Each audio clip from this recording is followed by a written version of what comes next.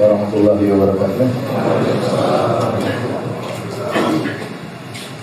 Alhamdulillah, nahmaduhu wa nasta'inuhu wa nastaghfiruhu wa natubu ilaihi wa na'udzu billahi min shururi anfusina wa min sayyiati a'malina. May yahdihillahu fala mudilla lahu wa may yudlil fala hadiya lahu. Asyhadu an la ilaha illallah wahdahu la syarika lahu wa asyhadu anna Muhammadan 'abduhu wa rasuluhu la nabiyya ba'dahu. Ya ayyuhalladzina amanu taqullaha haqqa tuqatih wa la tamutunna illa wa antum muslimun. Fa inna asdaqal hadithi kitabullah wa khairal huda huda Muhammadin sallallahu alaihi wasallam. Syarrul umuri muhdatsatuha wa kullu muhdatsatin bid'ah wa kullu bid'atin dhalalah wa kullu dhalalatin finnar. Hadirin dan hadirat yang dirahmati dan dimuliakan oleh Allah Subhanahu wa taala. Kita melanjutkan pengajian kita tentang sirah Nabi sallallahu alaihi wasallam dan kita masuk pada peristiwa tentang di mana Nabi SAW disusui oleh Halimah Sa'diyah. Kemudian akhirnya setelah itu disusui oleh ibu susuannya Halimah As-Sa'diyah yang datang dari kampung Bani Sa'ad di kota Taif yang dalam rangka untuk mencari nafkah. Kebiasaan mereka wanita-wanita dari kota Taif, mereka pergi ke kota. Jadi Taif ke kampung, pergi ke kota untuk mencari anak-anak yang siap untuk disusui. Dengan mereka menyusui anak-anak orang-orang kota tersebut, mereka akan mendapatkan upah dari orang tua mereka. Tapi hadirin dan hadirat yang dirahmati oleh Allah Subhanahu wa taala, bagaimanakah kisah disusuinya Nabi SAW oleh Halimah As-Sa'diyah? Sebelumnya ingin saya sampaikan bahwasanya orang-orang Arab dahulu, ya, mereka sengaja mengirim anak-anak mereka ke kampung-kampung untuk disusui di sana. Ya, ada beberapa sebab dijelaskan oleh para ulama, di antaranya pertama agar mereka bisa tumbuh dengan sehat, ya, jauh dari pencemaran udara, jauh dari hal-hal yang penyakit-penyakit. Apalagi Mekah adalah tempat berkumpulnya orang-orang, ya. Kita tahu Mekah adalah tempatnya Ka'bah, sehingga orang-orang berkunjung dari mana-mana dan orang juga berhaji di situ. Ya, sejak zaman jahiliyah. Maka tatkala anak-anak mereka lahir, mereka ingin anak mereka tinggal di kampung-kampung, ya, di badiah-badiah, di balui-balui, di antaranya agar mereka bisa tumbuh dengan sehat. Yang kedua di antaranya untuk memperkuat bahasa Arab mereka. Karena kalau di Mekah bercampur dengan selain Arab, ada orang-orang mungkin dari luar datang, ya, sehingga mungkin bahasa agak tercampur. Tapi berbeda tatkala tinggal di kampung, benar-benar bahasa mereka bahasa Arab. Kemudian agar mereka juga di masa kecil mereka biasa hidup mandiri, ya, tidak dimanja di kota. Ini di antara tujuan-tujuan kenapa anak-anak mereka diletakkan di kampung Arab. Tapi adapun kisah Halimah Sa'diyah, ya, disebutkan kisahnya tatkala dia keluar bersama suaminya dengan membawa anaknya yang masih kecil yang juga sedang dia susui dalam sekelompok wanita dari Bani Sa'ad bin Bakar, itu dari kota Taif. Kota Taif ke Mekah kira-kira 90 km, 80-90 km. Kata beliau, kharajtu ala atarin li qamara ma'ana syarifun lana wallahi ma taqiddu bi qatrah. Aku pun keluar menunggangi hemar betina, ya, keledai betina yang berwarna putih. Aku keluar bersama suamiku, ya, sambil menggendong putranya yang masih kecil, dan kami juga bawa seekor onta kami. Tetapi demi Allah, onta kami tidak mengeluarkan air susu sama sekali. Wa ma lana lailana ajma' min sabiyyina alladhi ma'ana. Dan kami semalam tidak bisa tidur semalaman. Kenapa? Karena anak kami nangis terus, ya. Min buka'i minal ju', karena kelaparan. Ya, tidak ada air susu pada diriku, ya. Jadi air susunya habis, tidak bisa mencukupi dia. Kemudian onta kami pun tidak bisa mengeluarkan diperas susunya. Akan tetapi kami berharap, ya, kami mendapat bantuan dan solusi dengan pergi ke kota Mekah. Maka keluarlah aku di atas keledai betinaku, ya, yang lemah tersebut. Dan waktu kami berjalan, ya, keledai itu yang paling lemah, ya, sampai-sampai hal ini memberatkan rombonganku. Karena harus nunggu saya. Keledainya jalannya lemah, ya, saking kurusnya, ya. Kemudian sampai akhirnya kami tiba di kota Mekah. Kami mencari anak-anak yang siap untuk kami susui. Fama minna imra'atun illa wa qad urida 'alaiha Rasulullah sallallahu alaihi wasallam fata'bahu. setiap wanita dari rombongan kami sudah ditawarkan si kecil Muhammad sallallahu alaihi wasallam untuk disusui, untuk dibawa pulang. Tapi semua wanita tersebut menolak, enggak ada yang mau menyusui Muhammad sallallahu alaihi wasallam.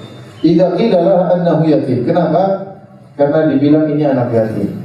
Maka enggak ada yang mau menyusui Muhammad. Kenapa? Karena kami berharap mendapat balasan kebaikan dari bapaknya si kecil. Kalau bapaknya enggak ada, apa yang kami harapkan? Fakunna naqul yatim. Kami berkati anak yatim. Apa yang mau dilakukan oleh ibunya kepada kita? Apa yang dilakukan oleh kakeknya kepada kita? Maka akhirnya kami seluruh para rombongan wanita tidak mau merawat Muhammad, si kecil Muhammad sallallahu alaihi wasallam. Akhirnya setelah mencari-cari anak untuk disusui, fama baqiyat imra'atun qadimat ma'i illa akhadhat radi'an ghairi. Seluruh rombongan wanita semuanya sudah bawa pulang anak untuk disusui, ya. Kecuali aku belum dapat anak. Enggak ada. Tatkala kami sudah bersiap untuk kembali ke Taif, ya, aku berkata kepada suamiku, wallahi inilah akrahu an arji min baini sawahibi wa lam akhudh radi'an. Demi Allah, saya tidak suka kita pulang ke kota Taif, pulang ke kampung, dan saya tidak bawa anak sama sekali. Sementara kawan-kawanku semuanya sudah bawa anak susuan. Wallahi la adhabanna ila dhalika al-yatim fala akhudannahu. Demi Allah, akan pergi ke anak kecil yatim tadi dan aku akan mengambil anak tersebut. Kata suaminya, lakukan saja, semoga Allah berikan berkah kepada kita. Maka aku pun pergi kepada si kecil Muhammad, lalu aku mengambilnya. Kemudian aku, karena tidak ada lagi anak yang mau dia bawa, ya. Ini anak yang terbuang, tidak ada yang mau menyusuinya, ya. Karena tidak lagi, akhirnya saya ambil dan saya bawa balik, bawa pulang ke Mekah. Tatkala saya mengambil si kecil Muhammad, lalu aku pun kembali ke tempatku, ya. Aku naik di atas tungganganku. Falamma wada'tu fi hijri aqbala alaihi fadiyaya bima sya'a min laban. Waktu saya letakkan di pangkuanku, tiba-tiba si kecil Muhammad ini menyusui dan ternyata air susu saya banyak. Fasyariba hatta rawi. Maka si kecil Muhammad sallallahu alaihi wasallam akhirnya menyusui sampai kenyang. Wasyariba ma'ahu hatta rawi. Kemudian anakku yang asli juga menyusui, ya. Tadi malam nangis enggak bisa tidur. Ternyata waktu saya gendong Muhammad, ternyata anakku juga menyusui. Tsumma sampai keduanya pun tertidur. Sungguh kami tidak pernah tidur sebelumnya seperti ini, ya. Kemudian suamiku pergi menuju ke onta kami. Ternyata onta kami penuh dengan susu bulan, maka dia pun memerah susu dari onta kami, kemudian dia minum dari susu tersebut. Aku pun minum bersama suamiku sampai kami semua dalam hilang dahaga kami dan kami pun kenyang. Fabitna bi khairi lailatin. Maka kami pun tidur malam itu di malam yang terbaik, ya. Jadi enggak pernah tidur sepulas malam tersebut karena dalam kondisi lapar.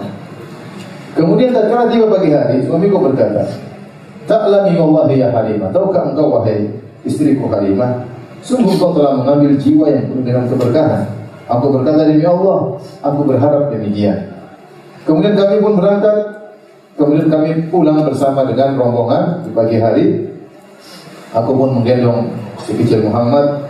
Tiba-tiba keledaiku berjalan dengan cepat, ya, sampai melewati rombongan. Padahal waktu datang paling belakang, sekarang jalan paling cepat. Akhirnya teman-temanku berkata, ya benata Abi Duhaib, wahai Halimah, pelan-pelan, jangan cepat-cepat. Apakah ini himarmu, keledaimu yang itu yang kemarin, ya? Kata Halimah, bala, wallahi iya, itu keledai yang kemarin, ya. Innaha lahiyah hiya, itulah keledai yang kemarin. Kata mereka, demi Allah ini keledai hebat, ya. Akhirnya kami pun pulang menuju rumah kami, sampailah kami di kampung Bani Sa'ad, ya. Dan waktu itu benar-benar musim kemarau, tidak ada tumbuhan, ya, hanya sedikit tumbuhan. Maka kambing-kambingku pergi dikembalakan. Kemudian tatkala balik kambing-kambingku menuju rumah kami dalam kondisi kenyang, kemudian penuh dengan air susu. Maka kami pun memerah susu dari kambing-kambing kami dan kami minum dari susu tersebut. Padahal tetangga-tetangga kami, kambing-kambingnya nggak ada susunya. Sampai orang-orang dari tetangga-tetangga kami pun mengatakan kepada tukang gembala mereka, kalian kalau menggembalakan kambing, pergi ke tempat kambing-kambingnya Halimah, ikuti kambing-kambingnya. supaya pulang juga gemuk dan apa? Banyak susunya. Akhirnya tetangga-tetangga kami pun pergi menggembalakan kambing mereka bersama kambing-kambing kami. Waktu pulang tetap saja kambing-kambing mereka kurus, tidak ada air susunya. Inilah keberkahan dari Nabi SAW untuk Halimah Sa'diyah. Ya. Dan Rasulullah SAW terus tinggal bersama Halimah Sa'diyah sampai akhirnya 2 tahun. 2 tahun tinggal bersama Halimah Sa'diyah. Ya. Baik. Setelah berusia 2 tahun, kata Halimah, karena dia tugasnya untuk merawat hanya berapa tahun? 2 tahun. Waktunya dia harus mengembalikan si kecil Muhammad kepada ibundanya Aminah. Faqadimna bihi ala ummihi za'irina laha. Kami pun berangkat kembali menuju kota Makkah. Kami gendong Muhammad, kami bawa ke rumahnya. Dan kami berharap dia tetap tinggal bersama kami, karena kami melihat keberkahan yang luar biasa. Maka kami pun berbicara dengan ibundanya. Kata Halimah, aku berkata, wa qultu laha, aku berkata kepada ibundanya, "Law tarakti bunayya indi hatta yaghlad fa inni akhsha alaihi wa ba'a Makkah." Coba biarkanlah putraku ini, putra susuanku ini tinggal bersamamu. Ya, tidak usah balik ke tempatmu. Ya, aku khawatir nanti kena penyakit di kota Makkah. Alasannya. Akhirnya falam nazal biha hatta raddathu ma'ana. Aku terus merayu ibundanya, akhirnya Aminah melepaskan siapa? Muhammad SAW, tinggal lagi meneruskan kehidupannya bersama Halimah Sa'diyah. Baik. Tatkala Nabi SAW tinggal di kota Taif, di kampung Bani Sa'ad, Halimah Sa'diyah, sampai berusia 4 tahun. Tatkala beliau berusia 4 tahun, terjadi peristiwa yang menakjubkan, yaitu dibelahnya dada Nabi SAW, kemudian dikeluarkan jantungnya, dibersihkan jantungnya dari kotoran daging yang hitam. Ya. Dan riwayat-riwayat yang sahih menunjukkan Nabi SAW dibelah dadanya 2 kali. Dibelah dadanya 2 kali. Pertama tatkala berusia 4 tahun di kampung Bani Sa'ad. Yang kedua nanti tatkala sebelum Isra Mi'raj. Tatkala Isra Mi'raj, Nabi SAW juga dibelah dadanya untuk dibersihkan jantungnya dari kotoran. Rasulullah SAW bercerita, ya, kanat hadinati min Bani Sa'ad bin Bakar fantalaqtu ana wa ibnin laha fi bahmin lana. Itu waktu Nabi tinggal bersama Halimah Sa'diyah. Suatu hari aku menggembalakan kambing bersama saudara susuanku tadi, anaknya Halimah. Ya. Walam na'khudh ma'ana zada, dan kami tidak bawa bekal. Faqultu, aku berkata kepada saudaraku, ya akhi, idhab fa'tina bi zadin min 'indi ummina. Pulanglah engkau, ambil bekal dari rumah ibu kita, ibunda kita, dari ibu susuannya. Maka berangkatlah saudaraku pulang, dan aku tetap makas endal bahmi, aku tetap menjaga kambing-kambing. Tiba-tiba fa'aqbala tayrani abiyallah, tiba-tiba ada 2 burung yang putih, ka'annahuma nasran, seakan-akan burung nasar. Malaikat ternyata. Yang satu berkata kepada yang lainnya, huwa, itukah dia? Qala na'am, mereka menjawab, iya benar itu dia. Fa'aqbala yaqtadirani, maka mereka pun berdua segera datang lalu mendekatiku dengan cepat. Fa'akhadani fa'atahani ila al-qafat, kemudian mereka berdua mengambilku lalu aku dibalikkan, ya, di atas dibaringkan di atas leherku. Fasyaqqa batni, kemudian mereka berdua membelah perutku. Tsumma stakhraja qalbi, kemudian mereka berdua mengeluarkan jantungku. Fasyaqqahu, kemudian jantungku dibelah. Fa akhraja minhu alaqatain saudawain, kemudian mereka berdua mengeluarkan dari jantungku 2 gumpalan daging yang hitam. Fa qala ahaduhuma li sahibihi itini bima khalin wa qasala bihi jawfi. Kemudian salah satu berkata kepada temannya, datangkanlah air salj, es. Kemudian mereka membersihkan bagian dalam tubuhku dengan air es tersebut. Kemudian dia berkata lagi, ini bima'in barad, datangkanlah air yang dingin. Faqasala bi qalbi, kemudian tadi bagian dalam tubuhku dibersihkan, sekarang jantungku dibersihkan. Qala itini bis sakinah fadarraha, kemudian dikatakan kepada yang satunya, datangkanlah ketenangan, lalu ketenangan tersebut ditebarkan dalam jantungku. Kemudian salah satu berkata kepada yang lainnya, husbun jahit, ya. Setelah kemudian dia jahit, wa khatama alaihi bi khatamin nubuwah. Setelah itu Nabi diberi cap dengan cap kenabian. Itu di sebelah pundak sebelah kiri.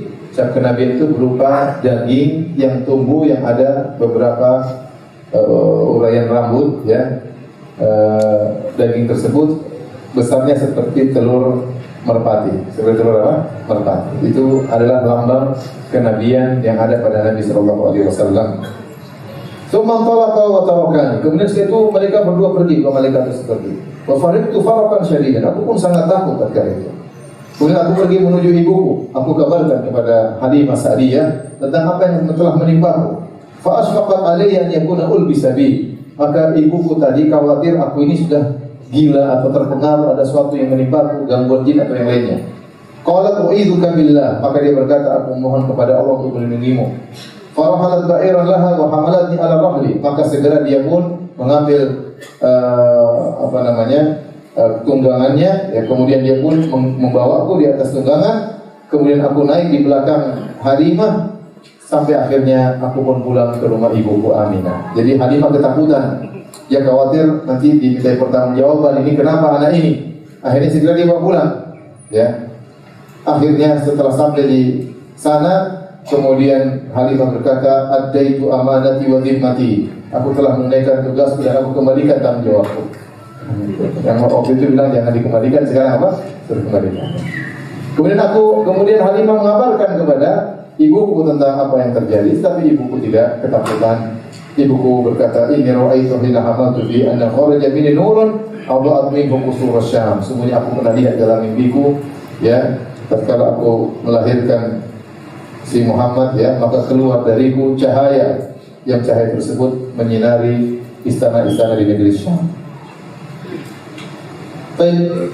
Ini hadis riwayat Imam Ahmad dalam musnadnya. Demikian juga Imam Muslim dalam Sahihnya meriwayatkan dengan cerita yang sama, yang mirip. Bahwasanya Rasulullah SAW didatangi oleh Jibril. Dari Anas bin Malik radhiyallahu anhu, bahwasanya Rasulullah SAW didatangi oleh Jibril, dia sedang bermain sama anak-anak yang lain. Kemudian malaikat Jibril pun mengambilnya, fasara'ahu, kemudian diambil, kemudian dijatuhkan, fasyaqa an qalbi, kemudian dibelah jantungnya, dibelah dadanya, kemudian dikeluarkan jantungnya. Setelah itu diambil, fastakhraja minhu alaqah, diambillah bagian yang hitam dari jantungnya tersebut. Kemudian Jibril berkata, hadza syaitan minka, ini adalah bagian setan darimu. Jadi kalau setan menggoda selalu lewat di sini, dicabut bagian otot tersebut. Kemudian tsumma ghasala fi tasdin min dhahabin bima'i zamzam. Kemudian jantungnya dikeluarkan, diletakkan di sebuah tempayan terbuat dari emas, kemudian berisi air zam-zam, kemudian dicuci oleh malaikat Jibril. Kemudian setelah dijahit jantungnya, kemudian dikembalikan ke dalam dada Nabi sallallahu alaihi wasallam.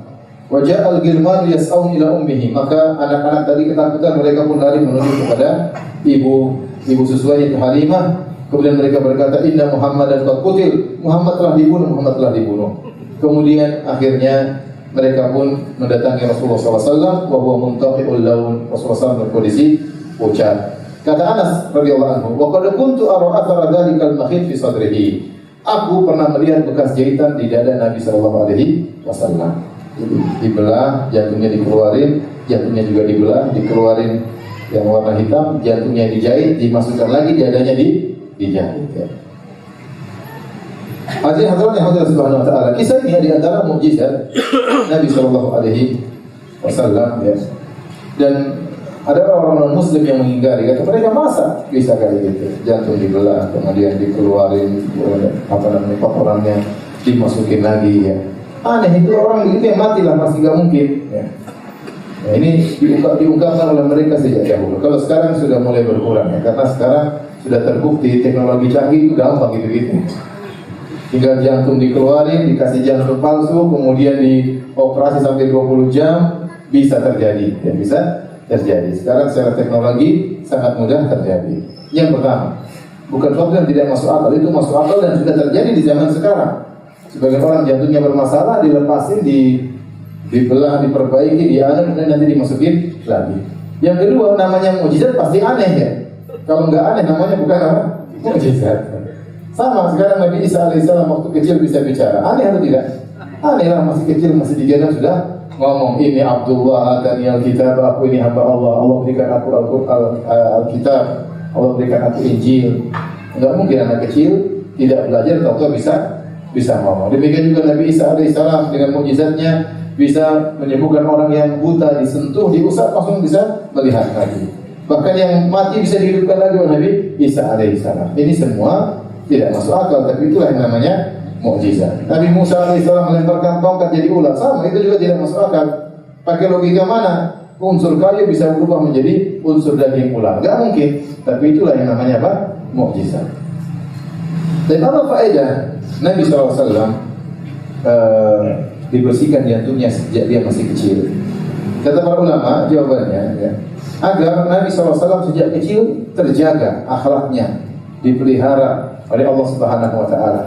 Ya, karena kalau Nabi tidak dibersihkan jantungnya, kemudian dia tumbuh sebagaimana anak-anak yang lain, kemudian di remaja dia nakal, kemudian dia mungkin melakukan kesalahan-kesalahan. Nanti kalau dia dianggap menjadi Nabi, orang-orang akan bilang, Muhammad, ente sekarang sok jadi Nabi, ini dulu bajingan seperti saya.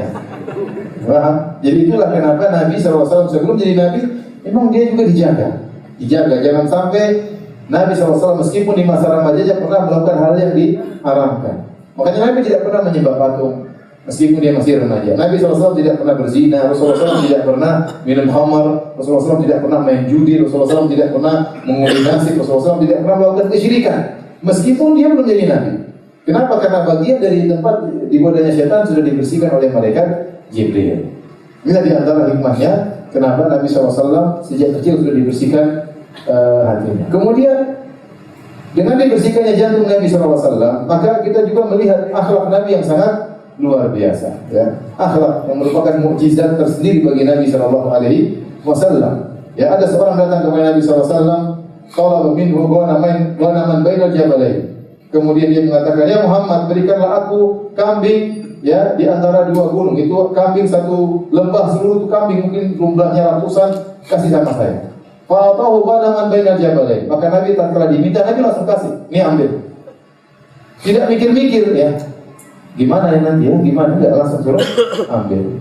Akhirnya dia pulang ke kampungnya, dia berkata, ya qaumi aslimu fa inna Muhammadan atau Nabi Yashal Faqa. Wahai kaumku, masuklah Islam. Kalau mau dapat kambing banyak, masuk Islam. Muhammad itu kalau sudah kasih sesuatu tidak pernah takut miskin. Kita sekaya apapun, kalau kita ke surga, kita mikir. Kita pasti masih perhitungan, ini aset saya seberapa, kasih sekian gini. Bagaimanapun nama kita manusia, ya. Kita pasti mikir siapapun dia. Ya. Tapi Rasulullah SAW kalau sudah kasih sesuatu tidak pernah takut miskin. Kenapa? Karena jantungnya sudah dibersihkan oleh Allah Subhanahu Wa Taala. Ya. Makanya kata Anas bin Malik, "Laqad khadamtu Rasulullah sallallahu alaihi sinin atau 9 sinin." Aku telah menjadi pembantu Nabi selama 9 tahun, 10 tahun. Nabi tidak pernah mengatakan hal fa'alta hada, lima fa'alta hada, hal tarakta hada. Nabi tidak pernah berkata, "Kenapa kau tidak begini?"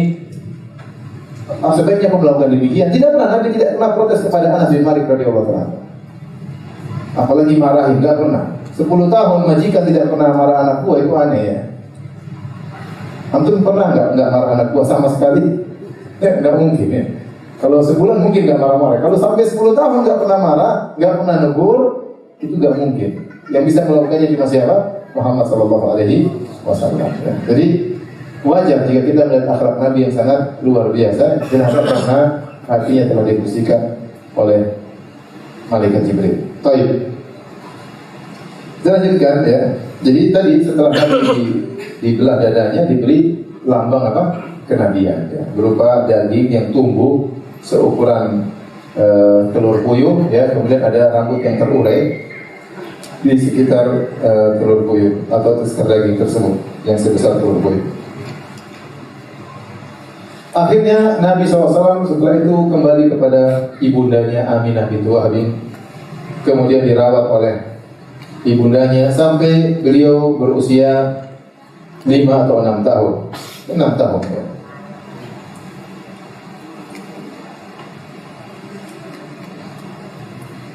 Tatkala Rasulullah SAW berusia 6 tahun ya, jadi cuma tinggal bersama ibunya kurang lebih 2 tahun. Ibundanya meninggal di suatu kota atau tempat namanya Al-Abwa. Al-Abwa ini letaknya antara Mekah dan Madinah.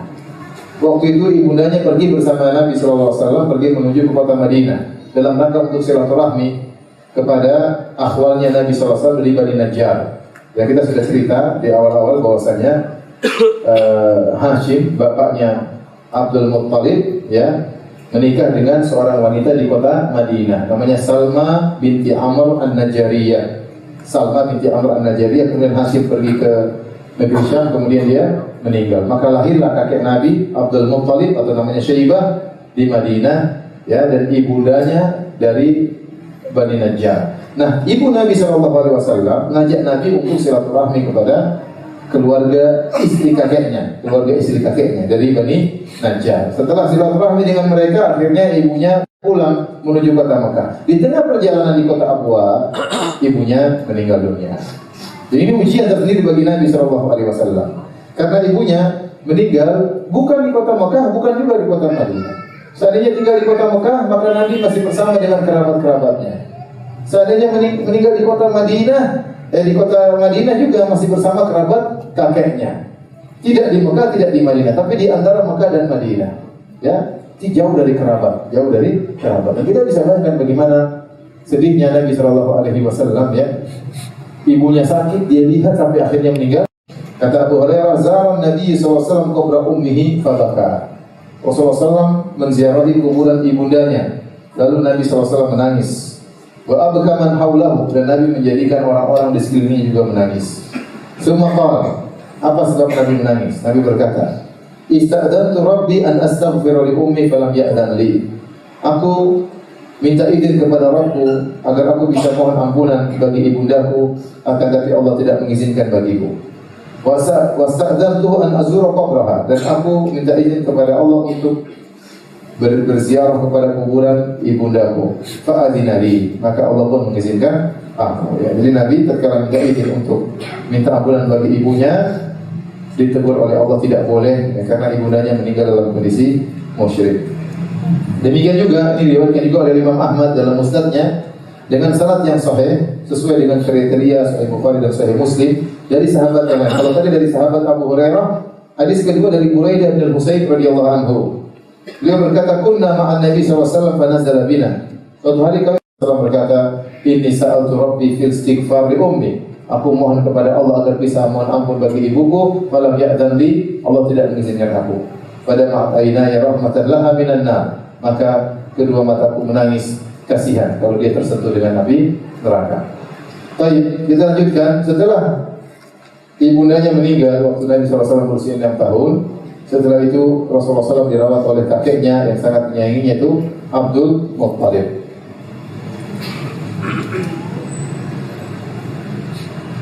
Dan Abdul Muttalib sangat sayang kepada Nabi SAW.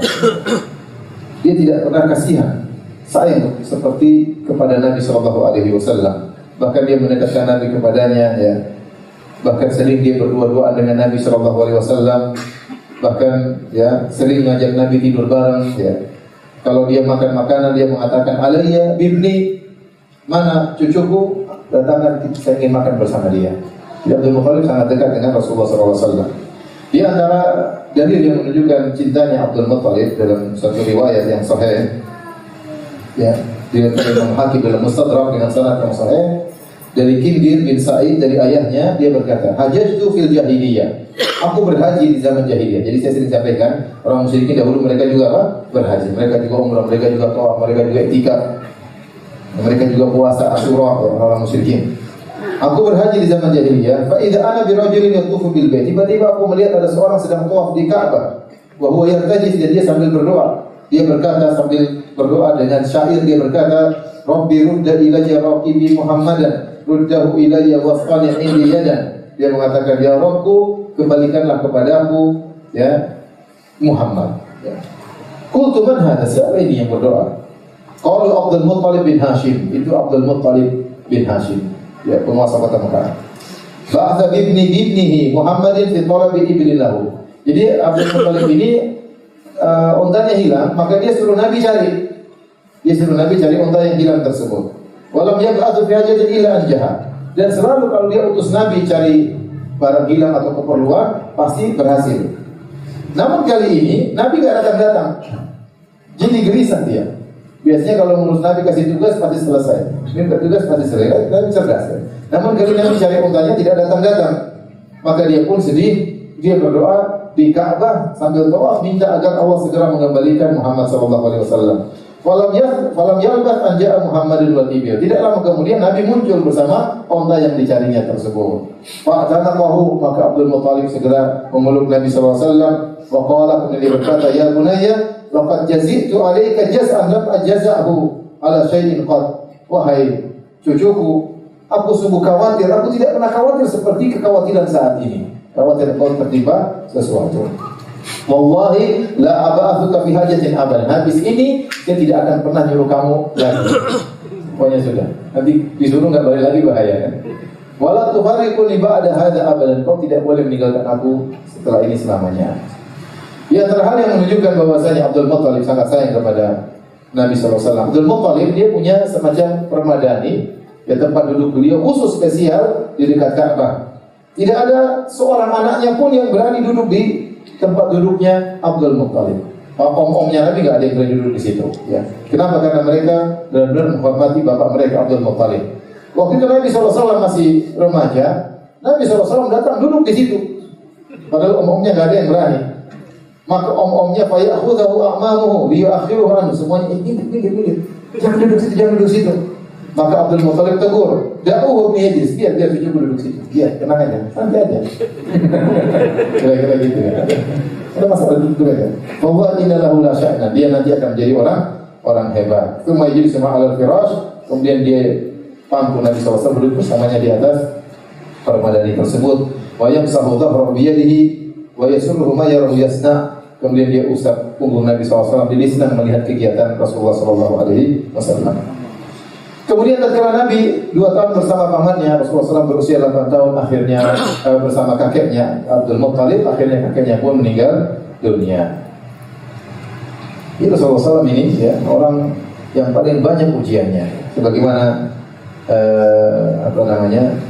dalam hadis ya, asyadun nasi bala'an al-anbiya, thumma salihun, thumma al-amsal fal-amsal. Orang yang paling berat ujiannya adalah para nabi. Kemudian orang-orang saleh, kemudian yang sesudahnya dan sesudahnya. Yubtala rajulu ala qadri imanihi. Seorang diuji berdasarkan imannya. In kana fi imanihi salatatun zida fi bala'i. Kalau ternyata imannya kokoh, Allah tambah ujiannya. Wa in kana fi imanihi riqqatun khufifa anhu. Kalau ternyata imannya lemah, Allah kurangi ujian. Jadi kalau kasih kita ujian, Allah tahu bahwa kita pasti kalau kita sabar kita pasti bisa melewati ujian tersebut. Dan ujian pasti ada. Dengan berbagai macam bentuk. Ujian tidak mesti di harta. Terkadang ujian pada istri kita, terkadang ujian pada orang tua kita, terkadang ujian pada anak kita, terkadang ujian pada kerabat kita, ya, terkadang ujian pada kesehatan kita, banyak ujian macam-macam. Ya, dan Nabi SAW orang yang paling diuji, Coba kalau kita melihat sejarah Nabi SAW, Nabi lahir tidak pernah ketemu dengan bapaknya. Sejak kecil jauh dari orang tua. Kemudian umur 6 tahun dan ibunya dari meninggal di depan beliau dan dia tidak bisa berbuat apa. Kemudian tinggal bersama kakeknya, kemudian dia meninggal, kemudian tinggal sama pamannya kan. Kemudian setelah beliau besar, kemudian beliau punya anak, menikah dengan Khadijah, punya anak-anaknya yang laki-laki, semuanya anak-anaknya meninggal sebelum beliau meninggal kecuali Fatimah ya. Ya, jadi Ruqayyah, Ummu Kulsum, Zainab ya, Ibrahim, semuanya meninggal. Bahkan Ibrahim meninggal di pangkuan Nabi SAW, anaknya laki-laki. Waktu Ibrahim meninggal di pangkuan Nabi, ya, sementara dia menggeliat kesakitan, Nabi memeluknya, kemudian meninggal di pangkuan Nabi SAW sampai akhirnya Nabi SAW menangis. Rasulullah SAW berkata, "Innal aina la tajma'," sungguhnya mata ini mengeluarkan air mata. Ya. Wa innal qalba la yahzan, sungguhnya hatiku dalam kondisi sedih. Wala naqulu illa bima yurdi rabbana. Meskipun demikian, kami tidak berkata kecuali dengan perkataan yang mendatangkan keridhaan Allah Subhanahu wa taala. Wa inna bi firaqika ya Ibrahim la mahzunun. Sungguh kami bersedih dengan kepergianmu wahai putraku Ibrahim. Belum lagi Nabi SAW dicaci maki oleh kaumnya, belum lagi Nabi SAW dilempar batu sampai berdarah, dan banyak ya. Nabi tidak pernah istirahat sejak beliau menjadi Nabi sampai beliau meninggal dunia. Terus berpindah dari satu musibah ke musibah yang berpindah dari satu kesulitan ke kesulitan yang tidak pernah istirahat sampai akhirnya meninggal dunia. Itu pun meninggal dunia dalam kondisi diracun. Akhirnya racun tersebut berpengaruh terhadap wafatnya Nabi SAW. Jadi benar bahwasanya orang yang paling diberi ujian adalah orang yang paling beriman. Kita tidak berharap diuji oleh Allah Subhanahu wa taala. Kalau bisa kita enggak diuji masuk surga kan. Tapi ujian itu sudah kelaziman. Orang yang beriman pasti akan diuji. Ahasiban nas an yutraku an yaqulu amanna wa hum la yuftanun. Apakah manusia dibiarkan mengatakan kami beriman lantas tidak diuji? Pasti diuji. Siapapun dia. Tapi ujian berbeda-beda. Ujian berbeda-beda. Baik, waktu Nabi berusia 8 tahun, akhirnya kakeknya Abdul Muttalib pun meninggal dunia. Ya. Setelah itu akhirnya Nabi dipasrahin oleh kakeknya kepada Abu Talib, pamannya Nabi SAW. Dan sudah saya sampaikan ya, bahwasanya Abu Talib adalah satu ayah dan satu ibu dengan Abdullah, bapaknya Nabi SAW. Berbeda dengan paman-paman Nabi yang lain. Paman-paman Nabi yang lain dari istri yang berbeda. Jadi Abdul Muttalib istrinya 5. Abdul Muttalib istrinya berapa? 5. Dari masing-masing 5 itu punya anak-anak, sehingga dia punya anak 10 orang laki-laki dan 6 anak perempuan. Dari 5 istri tersebut. Di antara yang satu ibu adalah Abu Talib dengan siapa? Abdullah. Dengan satunya Zubair, tapi Zubair sudah meninggal. Tinggal 2 ini, Abu Talib dengan Abdullah. Abdullah meninggal, tinggal Abu Talib. Maka waktu Nabi SAW dipelihara oleh Abu Talib, benar-benar Abu Talib sangat sayang kepada Nabi. Seakan-akan Nabi itu adalah putranya sendiri, karena dia adalah anak dari saudara kandungnya Abdullah. Baik, hadirin dan hadirat yang dirahmati oleh Allah Subhanahu Wa Taala. Oleh karenanya, begitu sayangnya Abu Talib, ya, maka Abu Talib sering membawa Nabi SAW dalam perjalanannya. Bahkan di antaranya Nabi SAW dibawa sampai ke negeri Syam untuk berdagang, ya. Namun Abu Talib adalah orang yang miskin. Dia bukan orang kaya. Meskipun secara nasabnya sangat tinggi, tapi dia bukan orang kaya. Oleh karenanya Nabi SAW membantu beliau. Nabi juga adalah ponakan yang tahu diri dia. Dia tinggal bersama pamannya yang miskin dan dia berusaha membantu pamannya. Di antaranya Nabi SAW menggembalakan kambing untuk membantu kehidupan pamannya. Dalam satu hadis Rasulullah SAW bersabda, "Ma ba'atsallahu nabiyyan illa ra'al ghanam." Tidaklah Nabi mengutus seorang nabi pun kecuali pasti menggembalakan apa? Kambing. Semua Nabi. Ibrahim pernah menggembalakan kambing. Nabi Daud pernah menggembalakan kambing. Nabi Sulaiman yang raja luar biasa juga pernah menggembalakan apa? Kambing. Nabi Musa yang hebat juga pernah menggembalakan apa? Kambing. Bagaimana bisa menggembalakan kambing? Allah bikin skenario sehingga dia harus menggembalakan kambing. Bayangkan Nabi Musa sejak kecil jadi anak angkatnya Fir'aun. Anak angkat raja ngapain gembalain kambing? Gak mungkin gembalain kambing. Anak angkatnya apa? Raja. Tinggal di Fir'aun dengan mewah, makan enak, tentram, semuanya pokoknya dipenuhi. Tiba-tiba dia melakukan kesalahan, dia bunuh salah seorang dari keturunan dari suku Fir'aun, suku Kipti. Akhirnya dikejar oleh Fir'aun, bapak angkatnya sama anak buahnya, akhirnya kabur ke negeri Madian. Datang sampai sana miskin, akhirnya mau menikah dengan seorang wanita, syaratnya harus jadi pengembala kambing 8 tahun. Akhirnya Nabi Musa pun akhirnya mengembalakan apa? Kambing. Allah bikin semuanya Nabi mengembalakan apa? Kambing. Kalau ashabuhu, waktu Nabi berkata, semua Nabi pasti menggembala kambing. Maka sahabat-sahabatnya bertanya, wa anta, engkau juga wahai Rasulullah? Kata Rasulullah SAW, na'am kuntu ar'aha ala qarari li ahli Makkah. Aku pernah mengembalakan kambing dalam rangka untuk mendapatkan upah dari penduduk kota Mekah. Jadi yang digembalakan pun bukan kambingnya Nabi, bukan kambingnya Abu Talib, tapi kambing tetangga dia gembalain. Supaya dapat upah menggembalakan apa? Kambing untuk bisa membantu pamannya. Demikian Imam Bukhari meriwayatkan dalam Al-Adabul Mufrad dengan sanad yang sahih dari Abdah bin Hazm, dia berkata, qala Rasulullah sallallahu bu'itha Musa wa huwa ra'i ghanam. Ya. Bahwasanya Nabi Musa waktu diangkat menjadi seorang nabi, dia penggembala kambing. Wa bu'itha Daud wa huwa ra'i ghanam. Nabi Daud alaihissalam waktu diutus menjadi seorang nabi, dia pun penggembala kambing. Wa bu'ithu ana wa ana arghanam li ahli. Ya, dan aku pun diutus sebagai seorang nabi dan aku juga menggembalakan kambing. Baik hadirin dan hadirat yang dirahmati Allah Subhanahu Wa Taala, apa hikmahnya? Kenapa para anbiya, para nabi ditakdirkan oleh Allah Subhanahu Wa Taala untuk mengembalakan kambing? Ya. Dalam satu hadis juga disebutkan dari Jabir bin Abdullah, kunna ma'a Rasulillah SAW najnil kibar. Kami suatu hari bersama Nabi, kami sedang mengambil kayu siwak. Kayu siwak, tahu kan? Kayu siwak. Wa inna Rasulullah sallallahu qala, maka Rasulullah berkata, "Alaikum bil aswad minhu." Cari kayu yang batangnya warna hitam. Fa innahu atyabu, itu siwak yang paling bagus. Qalu, maka mereka heran, kok Nabi tahu siwak bagus, siwak kurang bagus? Ini tidak ada yang tahu kecuali penggembala kambing yang pakar dalam hal siwak.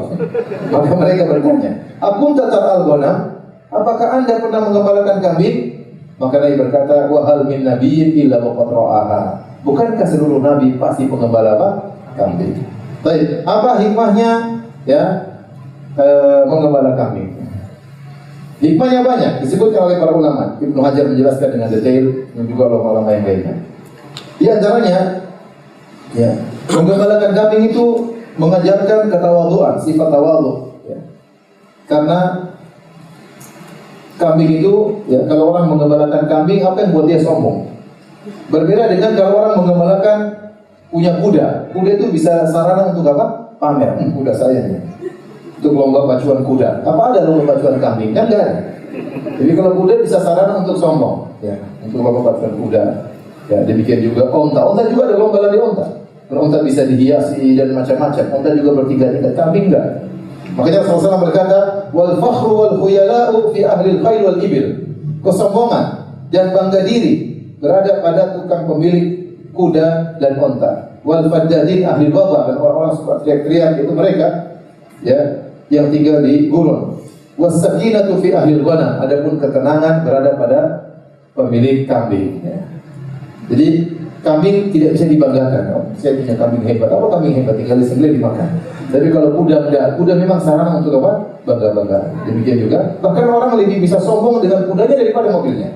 Kalau sekarang mobil bisa jadi sarana untuk sombong-sombongan, dan itu terjadi. Kuda pun demikian. Ya. Kita punya anak punya kuda, kuda luar biasa. Kemudian jadi bangga-bangga. Nah, orang yang punya kambing itu tidak akan sombong. Kemudian, ya, kata para ulama juga, kalau kita bergaul dengan sesuatu akan beri pengaruh kepada kita. Nah, kuda itu punya keangkuhan juga, kuda mendengus, kemudian menginjak-injak, nendang-nendang, dia punya keangkuhan. Kalau kambing miskin, ya. Jadi kalau orang belajar bergaul dengan kambing, lama-lama dia tawadhu seperti kambing, ya. Rendah diri, rendah hati. Jadi punya pengaruh, ya, punya pengaruh, ya. Bergaul dengan apa? Dengan kambing. Kemudian di antara yang paling penting, kenapa para nabi menggembalakan kambing? Karena kambing itu memang susah untuk dijaga. Kambing itu, Baik, azan dulu, ya, azan dulu. Habis azan kita lanjutkan, karena habis itu saya jalan. Ada rapat, ya. Mau makan malam. Baik, azan dulu. Habis azan kita lanjutin. Ya, maaf, kali ini mungkin nggak ada tanya jawab. Silakan. Allahu Akbar, Allahu Akbar, Allahu Akbar, Allahu Akbar. Asyhadu an la ilaha illallah.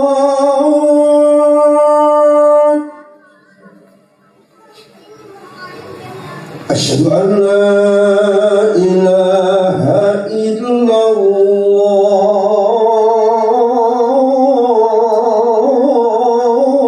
La ilaha illallah.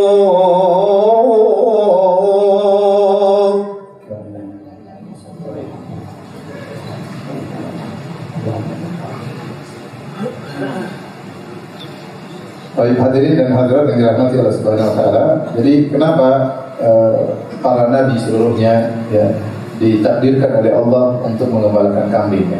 Di antara hikmah yang disebut oleh para ulama, karena kambing itu adalah hewan-hewan yang lemah.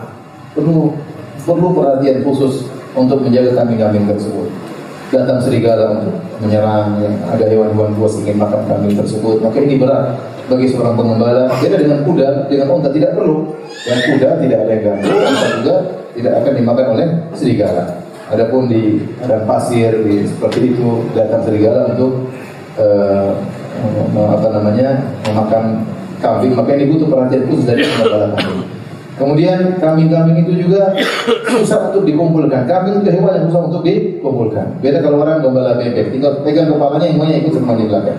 Kambing enggak. Ya, dia cepat sekali terpencar, disatukan cepat sekali bercerai-berai. Kemudian belum lagi mengumpulkan, memindahkan dari satu tempat gembalaan ke tempat gembalaan yang lain. Ini nggak gampang. Ini semua melatih seorang nabi untuk bagaimana dia bisa bersiasat dalam menghadapi kambing-kambing tersebut. Kemudian kambing-kambing tersebut juga bermacam-macam. Ada kambing tua, ada kambing muda, ada kambing ngeyel, ada kambing yang enggak ngeyel. Ada kambing keras kepala, ada kambing nakal. Lama manusia juga demikian. Ini semua memberikan pelatihan kepada Nabi SAW dan juga para nabi-nabi yang lain bagaimana bisa menghadapi kambing-kambing tersebut sehingga mereka punya malakah, punya kemampuan di kemudian hari untuk bisa bersiasat dalam mengatur umat mereka. Ini disebut oleh para ulama di antara hikmah kenapa para anbiya seluruhnya menggembalakan kambing. Tidak ada hikmah-hikmah lain, kita tidak tahu Allah bisawab ya. Tapi sampai di sini saya kajian kita. Kalau ada yang bertanya saya persilahkan ya. Sebelum komat, ada yang bertanya?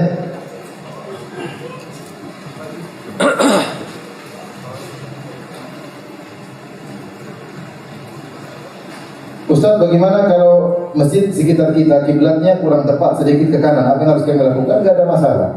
Jadi kiblat itu kalau kita melihat Ka'bah, maka kita harus menghadap Ka'bah. Tapi kalau Ka'bahnya nggak kelihatan, maka yang penting arah Ka'bah, bukan zat Ka'bah. Yang penting arah Ka'bah. Ya. Makanya kalau kita di hadapan di Masjidil Haram, safnya nggak boleh lurus, safnya harus apa? Membulat. Karena semua yang lihat Ka'bah harus menghadap apa? Ka'bah. Tetapi masjid-masjid yang di luar Masjidil Haram, safnya lurus, nggak bulat. Paham? Kenapa? Karena mereka tidak melihat Ka'bah. Contoh sederhana di Masjid Nabawi. Masjid Nabawi kalau sudah sholat Id atau sholat Jumat panjang, sholat Id itu safnya bisa sampai mungkin 2 kilo panjang. Sementara panjang Ka'bah paling berapa? Taruhlah 20 meter, mungkin nggak sampai. Ka'bah cuma berapa? Mungkin belasan meter.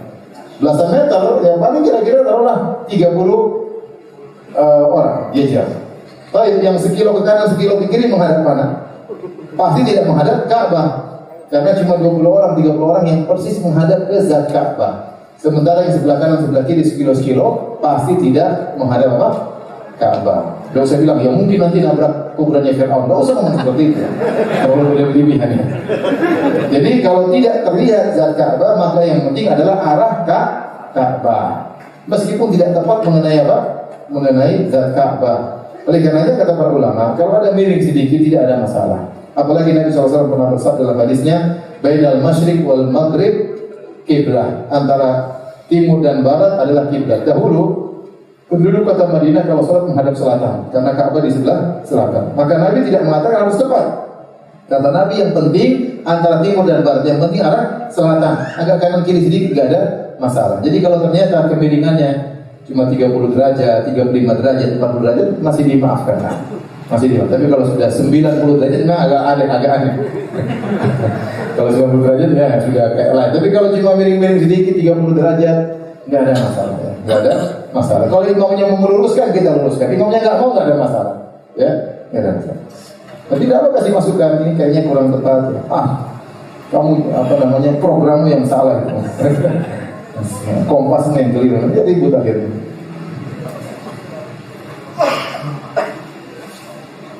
Ustaz, apakah betul alasan Abu Jahal tidak beriman karena nasabnya bersaing dengan nasab Rasulullah SAW? Nanti insya Allah, masih jauh ya. Insya Allah akan kita bahas di kemudian hari. Bagaimana derajat hadis yang menyebutkan Nabi SAW datang ke suatu tempat walimah dan mendengar bunyi rebana, lalu Nabi SAW tertidur? Ini disebutkan dalam sebagian riwayat dan diperselisihkan hadisnya. Ada yang menjadikan hadisnya sebagai hujah, ada yang mengatakan hadisnya dhaif. Saya bacakan hadisnya. Hadis ini diriwayatkan oleh Al-Baihaqi dalam Dalailun Nubuwah dan Al-Hakim dalam Mustadraknya, disahihkan Al-Hakim, dan diriwayatkan Istiqmaisah dalam sirahnya. Ya, Al-Hakim mensahihkannya dan disepakati oleh Imam Zahabi, tapi hadis ini dinyatakan lemah oleh Syekh Al-Albani rahimahullah taala. Adapun isi hadisnya saya bacakan. Dia kata Nabi, aku di zaman jahiliyah waktu masih remaja, aku tidak punya berpikiran untuk melakukan perbuatan-perbuatan anak-anak muda kecuali 2 kali. Selama itu saya tidak pernah ingin sesuatu kecuali 2 kali, ingin main-main sama remaja-remaja. Ya, tapi Allah menjagaku dari 2 kali tersebut. Suatu malam aku berkata kepada temanku dari Quraisy juga, kami sedang berada di puncak kota Mekah atau di pinggiran kota Mekah, kami sedang menggembalakan kambing-kambing. Maka aku berkata kepada kawanku, kamu tolong jaga kambing-kambingku, aku ingin begadang sama anak muda di sana. Maka aku pun keluar menuju pusat kota Mekah untuk begadang dengan para pemuda. Tiba-tiba aku mendengar ada suara nyanyian. Sami'tu ginaan, aku mendengar suara nyanyian. Wa sauta dufufin, aku mendengar suara rebana. Wa zamrin, aku mendengar suara seruling. Itu lagi pesta ya. Fakultu mahada, ada apa ini?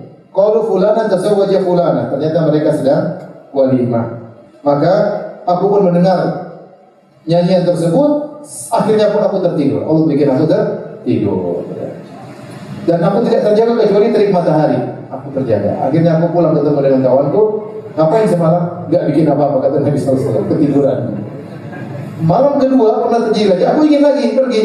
Turun sampai di pusat kota Mekah. Aku mendengar nyanyian. Ingin masuk. Tahu-tahu Allah bikin aku tidur. Jadi 2 kali Nabi tidak ikut dalam acara-acara tersebut. Allah jaga. Seandainya Nabi ikut acara-acara tersebut, nanti di kemudian di kemudian hari Nabi bilang musik haram, mereka akan bilang ini dulu joget-joget sama kami. Sekarang bilang musik haram. Jadi Allah jaga supaya Nabi tidak dengar apa? Musik-musik. Nabi tidak tidur. Hadisnya diperselisihkan oleh para ulama, disahihkan oleh Al-Hakim, disebutkan oleh Al-Zahabi, didhaifkan oleh Syekh Al-Albani rahimahullahu taala. Baik, demikian saja kajian kita. Insyaallah kita lanjutkan pada kesempatan yang lain. Wabillahi taufiq wal hidayah. Assalamualaikum warahmatullahi wabarakatuh.